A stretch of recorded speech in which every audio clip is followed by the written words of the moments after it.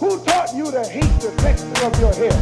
How long, not long. The black man is discarded, is ostracized, is relegated to the lowest in things. Who taught you to hate the color of your The skin? black man is discarded, is How ostracized, long, is not relegated to the long. lowest in things. Who taught you to hate the texture of your hair? How long, The not black man long. is discarded, is Who taught you to ostracized, is hate relegated to the lowest in long. things.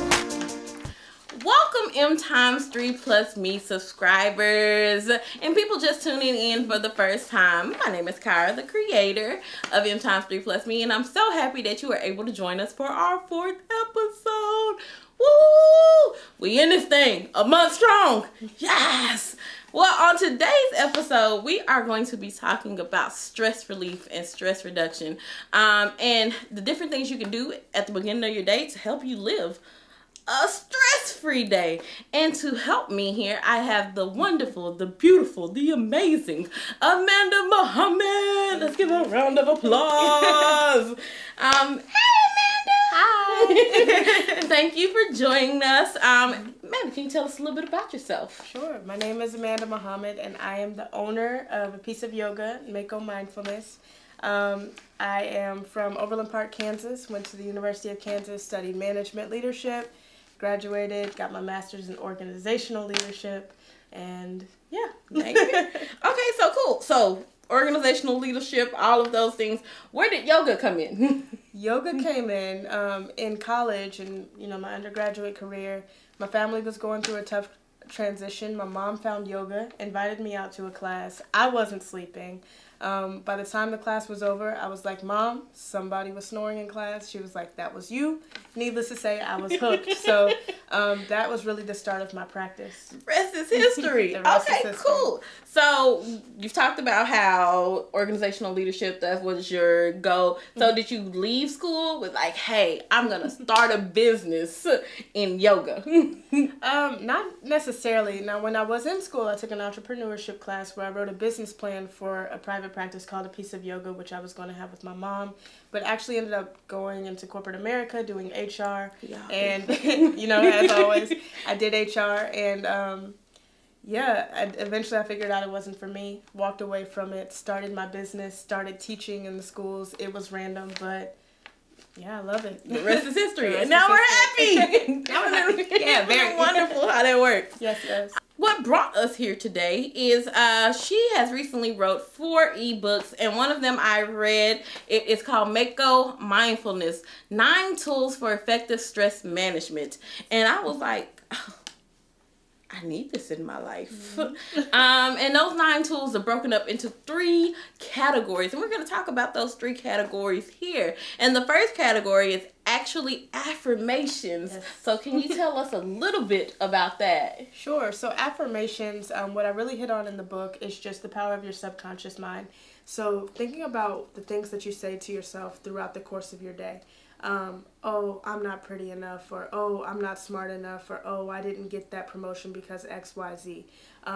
The way that you talk to yourself has a lot to do with your success in life and the way that you feel about yourself. So in the book, I talk about the power of your subconscious mind, how it doesn't know the difference between good and bad. It just goes to work for whatever you say.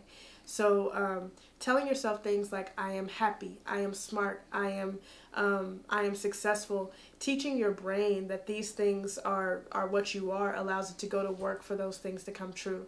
So repeating them over and over and over, like a muscle, it strengthens, and it allows your subconscious mind to go to work to make those things come true for you. So if yours wants to be, I am unique, Yes. I am great, Yes. whatever it is, I am superwoman. And then hit your superwoman pose. Yes, strike it. Yes. Those are the things that you can work towards and do. And it'll help you subconsciously. Your mind is like, I am that. Yes, I am. I can do super things. Absolutely. And so after that, though, you talk about breathing and how that can help in your daily life. Yeah. So talk to us a little bit about that. Absolutely. So breathing is the most important thing that you do any day, any given day. You have to breathe. And so what I try to tap into is making sure that you're doing the type of breathing that you need to do, not the type that you have to do. So those deep, mindful breaths. And what it actually does is it activates our relax response and puts us into a state of literally feeling relaxed and being able to be more in tune with where we are and what we're doing.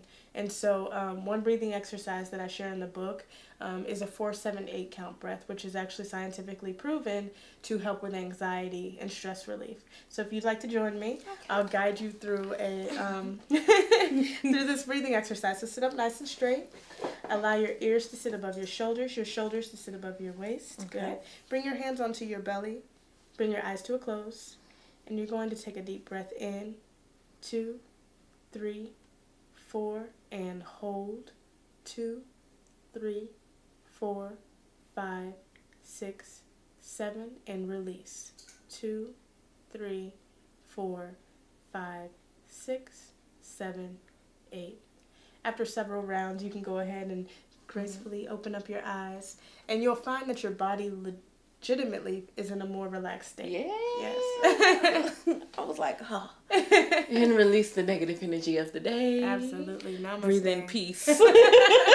Yes. Speaking of namaste, the next part of your book actually talks about yoga. Yes. And how to use that as a daily de-stressor in your life. So go ahead and tell us a little bit about that. Right on. So, as you guys probably know by now, I'm a yoga teacher. And so, what yoga is basically just connecting the body with the breath. So, one thing that I try to make sure that people understand is that my yoga might not be your yoga. Your yoga could be running. Your yoga could be some high cardio exercise. But what's important is that while you're doing that exercise, coordinating your breath with that movement. And so in the book, I share child's pose, legs up the wall, and a forward fold. And these are 3 that I use mostly for stress because they're easily accessible for anyone. And, especially one of them, the forward fold, you can do it anywhere. Okay, so talk us through what would a correct child pose look like. Okay, so with the child's pose, you'll come down to the floor. You'll take your knees wide, bring your big toes to touch in the back. Extend your hands forward and place your forehead down on the mat. And what that does is it stretches out your back, it stretches your arms, it recirculates the blood through your body, gives you a good stretch in your hips, and then it also sends fresh blood down to your brain. So it kind of gives you this sense of kind of being refreshed. And then also, while your head is down and your eyes are gazing back towards your thighs, it sends a signal to your brain of safety. So just being enclosed and feeling safe within yourself. As far as the forward fold, that's just a matter of, standing upright and allowing your knees to have a little bit of a bend so that they don't lock, hinging at the hips and moving over forward, allowing your head to hang down, maybe allowing your arms to hang, and sending that blood downwards as well. So sending that fresh blood down to your brain. And that stretches out the backs of your legs and stretches your back and your arms as well. And then as far as the legs up the wall, this one might be a little, kind of one of the harder ones to get into, but you'll bring your hips as close to the wall as possible.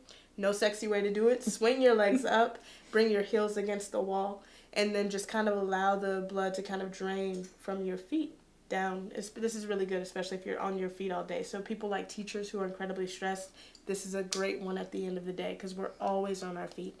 And so, Okay, so she just gave you 3 really good poses that you can hit at any point in time throughout the day while you saying your affirmation, while you doing your deep breathing. Absolutely. All of these things intertwine and tie in with one another to just make it just relaxed, okay? Take your planning period if you a teacher, just do them. Wake up in the morning, do it. Take your lunch break, do it. Any point in time throughout the day, the beginning, the middle, or the end, to help de-stress yourself. Yes. So, Amanda, would you like to tell people how they can get in contact with you if they wanted to? Absolutely. If you're local to the Dallas area, you can always go to pieceofyoga.com to kind of learn a little bit more about my practice here. And if you're not local, or if you are, again, I've just recently launched a new project called Mako Mindfulness. And what that is an online space to teach you stress management and self-care through yoga, mindfulness, and meditation. And that's just literally www.makomindfulness.com. You'll find my blog, you'll find my ebooks, my courses, and different tools to help you manage your stress. And that's peace, like peace, not like a piece of pie. Yeah. That's Ooh, pie. well, right? So I will have all of her information down in that here description box. That's going to be down there for you. Her email address in order to get in contact with her, her website, Links to the ebooks will be there. Go and read them. They're free, aren't they? They're free. Free! Free 99. Free 99. Don't we love free? I know I do. Yes. All right. And so thank you so much for joining us. And until next time, my wonderful, beautiful people, peace, love, and light.